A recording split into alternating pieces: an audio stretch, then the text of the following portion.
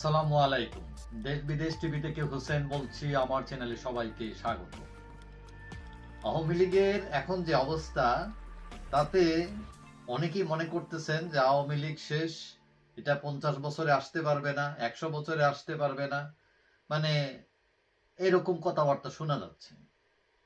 এবং এখন শুধু আওয়ামী লীগের দোষ এবং সবাই ফেরেস্তা, মানে ব্যাপারটা এরকম। কিন্তু আসলে কি ব্যাপারটা এরকম? আওয়ামী লীগ যে মহান স্বাধীনতা যুদ্ধের নেতৃত্ব দিচ্ছে, এটা এখন তারা বলে না। আওয়ামী লীগ যে ব্যাপক উন্নয়ন করেছে, এটা কেউ বলে না।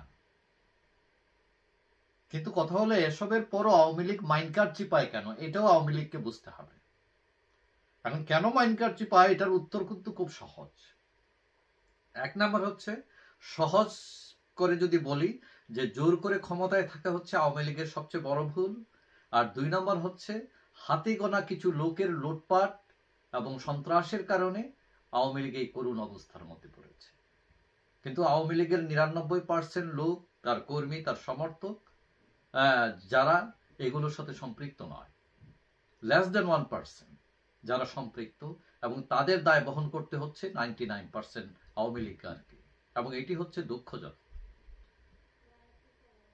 এখন আওয়ামী লীগকে নিয়ে বিভিন্ন ধরনের ষড়যন্ত্র চলতেছে, যে আওয়ামী লীগকে কিভাবে নিষিদ্ধ করা যায়, কিভাবে নিবন্ধন বাতিল করে তাকে ক্ষমতা থেকে দূরে রাখা যায়, এবং এই ধরনের বিভিন্ন তৎপরতা শুরু হয়েছে।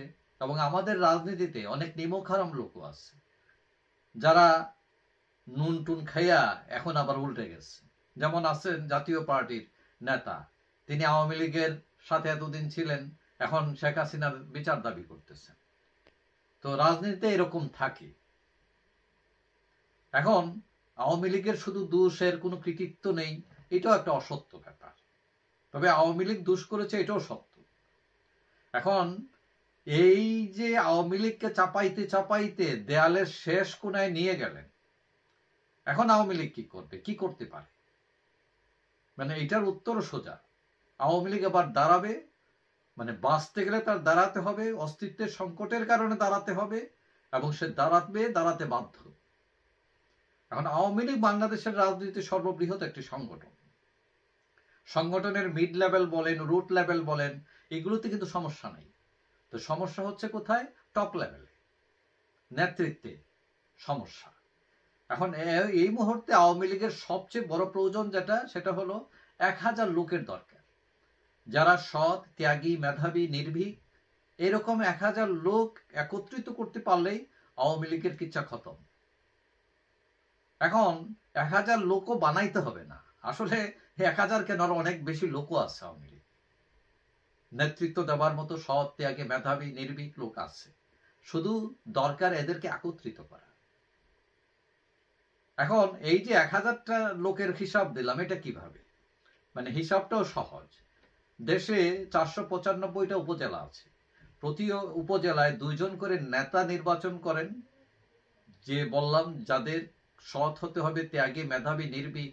এবং পুরা উপজেলা মিলে 2 জন লোককে আওয়ামী লীগের বের করা যাবে না? 2 জন কেন, অসংখ্য লোক বের করা যাবে। মনে করলাম 2 জনই পাওয়া গেল, তাহলে 495 উপজেলায় 2 জন করে হলে 990 জন। আর 10 জন ভালো মানুষ দরকার কেন্দ্রের জন্য, যারা এগুলো মনিটর করবে, যারা সিদ্ধান্ত দেবে, এদের সাথে আলোচনা করে। তাহলে 990 এবং 10 মিলে কত হলো? 1000 লোক। এবং এই 1000 লোক দাঁড়ালেই আওয়ামী লীগ তার জায়গায়, তার অভিষ্ট লোককে পৌঁছতে সময় লাগবে মাত্র 3 মাস। আর আওয়ামী লীগকে যারা এখন চোখ রাঙাইতেছেন, নাগরিক বলেন, জামাত বলেন, বা আরো কিছু ছোটখাটো দল আছে, বেসিক্যালি এরা হচ্ছে মানে এমটি বাকেট, মানে মোর সাউন্ড করে ওরা।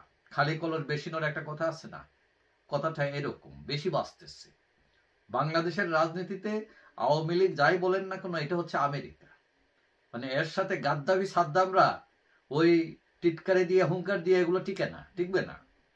খালি কলসটা কখনই টিকে না, টিকবে না। তবে আওয়ামী লীগেরও উচিত আত্মশুদ্ধি করা।